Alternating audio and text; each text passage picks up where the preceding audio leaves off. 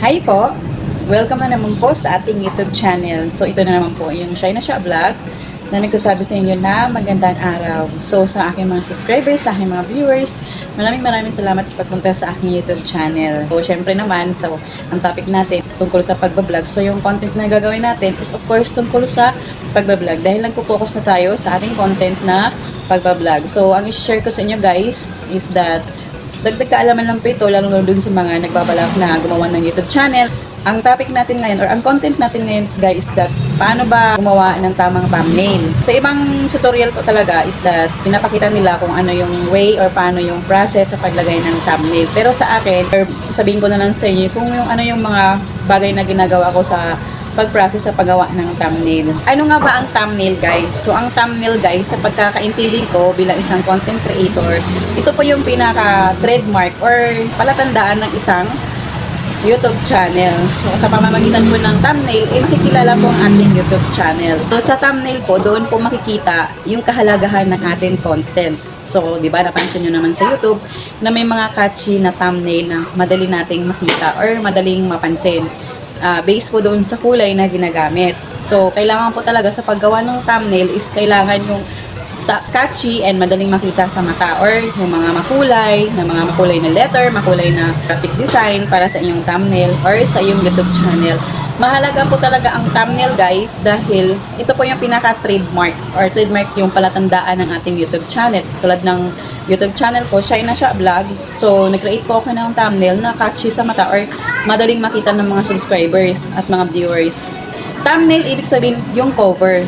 So, pansin naman natin na kapag pumunta tayo sa mga YouTube channel or sa mga content or mga topic, merong thumbnail. So, other words ng thumbnail is that yung cover natin sa ating YouTube channel. Parang notebook. Pansin nyo guys, yung notebook natin, may mga cover yan, may palatandaan, may nakalagay kung anong subject, kung yun po yung pinaka-example nun. So, yun po yung ang example ng thumbnail. So, mahalaga po ang paggawa ng thumbnail sa ating YouTube channel para mas lalong makikilala ng ating mga viewers at ating mga subscribers ang ating YouTube channel. And then, kapag merong thumbnail ang ating YouTube channel or cover, palatandaan na nila yun kapag halimbawa nag-upload tayo ng mga videos sa ating content, palatandaan na nila yun. So, katulad ko, subscribers na po ako ng isang YouTube channel, hindi na po ako tumitingin doon minsan sa title, tumitingin na lang po ako doon sa title na ito pala yung bagong upload niya ngayon. So, yun yung pinaka-palatandaan guys. Ang thumbnail ay cover or palatandaan ng ating YouTube channel. Yun po yung mahalaga kung bakit kailangan natin maglagay ng thumbnail or cover sa ating YouTube channel. Kasi nga naman guys, kapag maayos or hindi organized yung ating YouTube channel, magulo nga naman. So, ibig sabihin, wala siyang brand or wala siyang trademark na pagkakakinanlan yung iyong YouTube channel at kung ano-ano lang yung nakalagay.